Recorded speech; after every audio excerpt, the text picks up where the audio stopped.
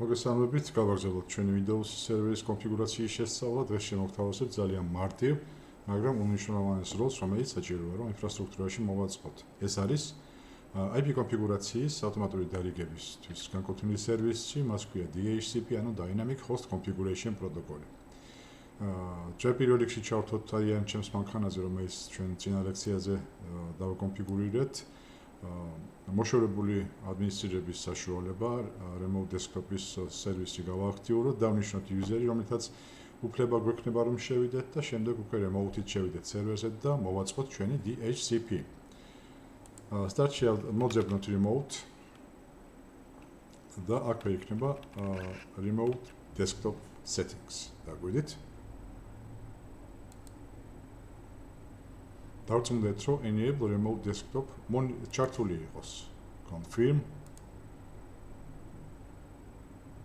და რაც მნიშვნელოვანია ძალიან. Default-ად მოდატოვებთ ამ ინფორმაციას, კარგი იქნება, რომ კონკრეტულად user-ი დავუნიშნოთ აი ამ მოშორებული ცდომის სერვისს, რომ მხოლოდ იმ users, ან იმ user-ებს შეეძლოთ აქ remote desktop-ის გამოყენება აი ამ კონკრეტული მანქანისთვის. Select users that can remotely access this PC. Add Advanced და Find Now. აქ იქნება ყველა user და სისტემური user, რომელიც ჩვენ სისტემაში არსებობს. მოვძებნოთ ამ შემთხვევაში შეჯიბრებით ადმინისტრატორი, გავაკეთოთ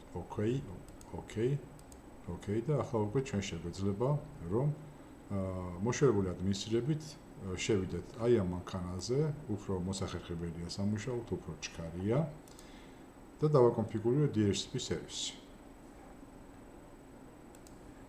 პირველ რიგში გავიხსენოთ რა IP მისამართი დავუნიშნეთ სტატიკურად წინა ლექციაზე, შევიდეთ Start-ში, აგვიღოთ CMD, command line input-ი გამოვიძახოთ და ბრძანებით ipconfig.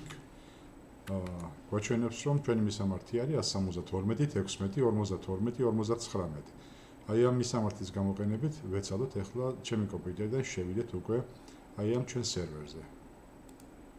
დავხუროთ ეს აღარ გჭირდება და უკვე თქვენს კომპიუტერზე აი Start-იდან აკლიფეთ remote desktop connection და აკლიფოთ მისამართი, რომელიც ახლა აქ ვნახეთ ტერმინალზე, ხო?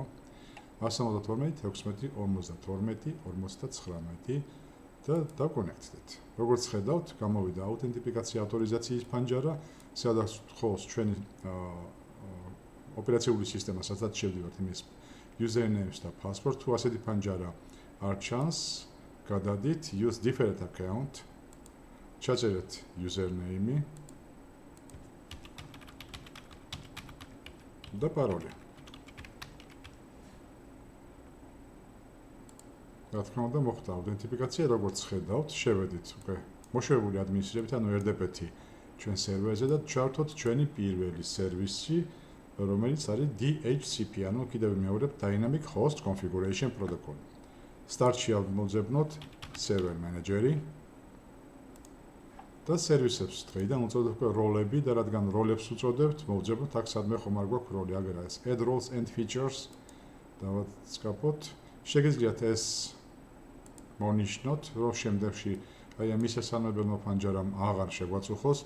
გავაკეთოთ Next. ჯერჯერობით იყოს Role-based or Feature-based installation. ამას ცოტა მოგვიანებით განვიხილავთ. გავაკეთოთ Next. გავაკეთოთ Next. და აქ მოვძებნოთ DHCP server. და იმახსოვრეთ, რომ DHCP-ის მოწყობამდე თვითონ აი ამ კომპიუტერს, სადაც ახლა DHCP უნდა ჩავთვალოთ, სტატიკურად უნდა კონდეს დანიშნული IP მისამართი. DHCP server. Add features. Next და install. ეხლა ვიდრე ინსტალაცია მორჩება, დავაპაუზოთ ვიდეოს ჩანაცემი და როცა დასრულდება, ჩავთავ. დასრულდა ჩვენი როლის ინსტალაცია, მაგრამ აქ არ მორჩენა მისი კონფიგურაცია. ეხლა დავხუროთ close ღილაკით და ზევით რომ შევხედათ, აი აქ გვაქვს ჩვენ ყვითელი ძახილის ნიშანი, რაც რაღაც შეტყობინება და მასე რეაგირება საჭირო. ეს არის უბრალოდ შეტყობინება, რომელზეც უნდა გავაკეთოთ რეაგირება, რათა ჩაერთოს სერვერში. თუ იქნება წითელი, აქ არის უკვე შეცდომა დაშვებული, რომლის გამოსწორებასაც ვისწავლით, თუ შეხვდება ასეთი. ეხლა მოვნიშნოთ complete DHCP configuration commit close.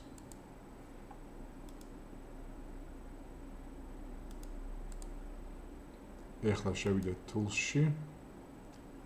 აგერ არის ჩვენი DHCP და დავიწყოთ DHCP-ის სცენარის ჩართვა. ეს არის ჩვენი ფიზიკური სერვერი, ვირტუალური სერვერი, რომელზეც ახლა remote-ით შესული, აგერ არის ჩვენი IPv4 მარჯვენა ღილაკით new scope. test. სატესტო დავარქვათ, იმიტომ რომ მას ცოტა ხანში გავთიშავ, ეს არის აღწერა და მეტი არაფერი. next. და ეხლა დავიწყოთ მისამართების დარიგების პრინციპი. ეს არის სცენარი.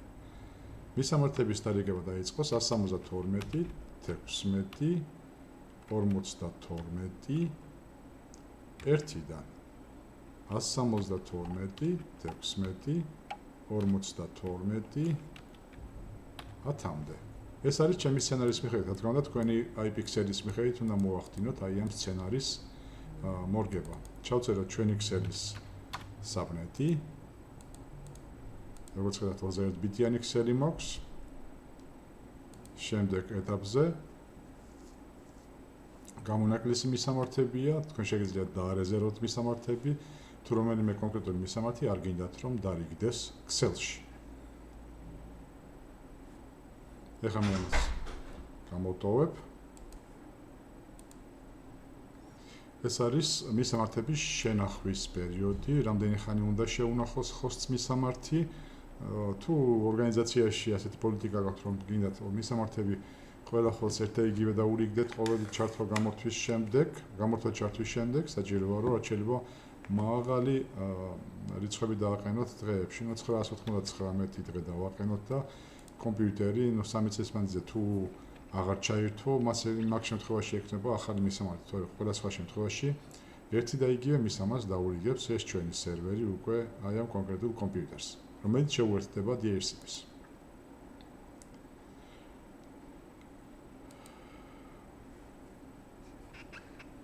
ეხლა კლიენტებისთვის default gateway გავწეროთ 172, 16, 48, 1. next. ეხლა გავწეროთ DNS მისამართები. როგორც ხედავთ, DNS-ები მე რვიანები მიწერია, რა თქმა უნდა, შემიძლია დავტოვო, თუმცა კარგი იქნება, რომ DHCP-ის კონფიგურაციის დროს, რადგან ეს არის უკვე active directory-ა, კლიენტებმა active directory-ის IP მისამართი მიიღონ DNS-ად, ამიტომაც ესენი მოხსნათ ორივე და ნახოთ ეხლა ჩვენ სერვერს.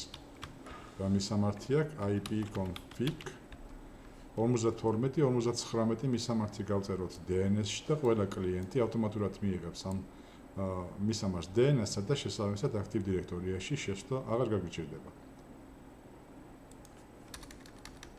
172, 16, 52, 59 იყო როგორც მახსოვს. 59. ეხლა მეტის ვალიდაცია. ეს უბრალოდ შეტყობინება, ანუ მიაქცევდებოდებათ next. ეს გამონაკლისები არ გვინდა next და გავაქტიუროთ ჩვენი სკოპი. როგორც ხედავთ, ასეთ მარტივად ჩავთეთ ჩვენი DHCP სერვისი, აგერ არის ჩვენი კონფიგურაცია, ეს არის რეზერვაციები თუ სადმე გავაკეთებთ, სკოპის მონაცემები, default gateway და DNS-ი და პოლისები. პოლისებზეც მოგვიანებით გვექნება საუბარი. ახლა უკვე ჩვენი DHCP სერვერი მზად არის და როგორც კი ახალი კომპიუტერი შეერთება ქსელში, აი ეს ჩვენი სერვერი მას ავტომატურად გადასცემს IP კონფიგურაციას, სადაც 52.1-დან 52.10-ის ჩათვლით მისცემს რანდომულ ციფრს და 3 წელი შეუნახავს ამ IP მისამართს და IP მისამართის დამახსოვრება ხდება მაგ მისამართით სერვერი შეინახავს შეერთებული კომპიუტერის მაგ მისამართს და ყოველი ჩართვისას თუ მაგ მისამართი დაემთხვა დაუბრუნდეს მას ძველ IP მისამართს, რომელიც ჰქონდა. სულ ეს იყო, დიდი მადლობა. თუ რამე შეკითხვები გექნებათ, მომწერეთ ან დატოვეთ შეტყობინება ჩვენს YouTube-ის არხზე, აუცილებლად გიპასუხებთ და გავითვალისწინებთ თქვენს მოთხოვნებს. დიდი მადლობა.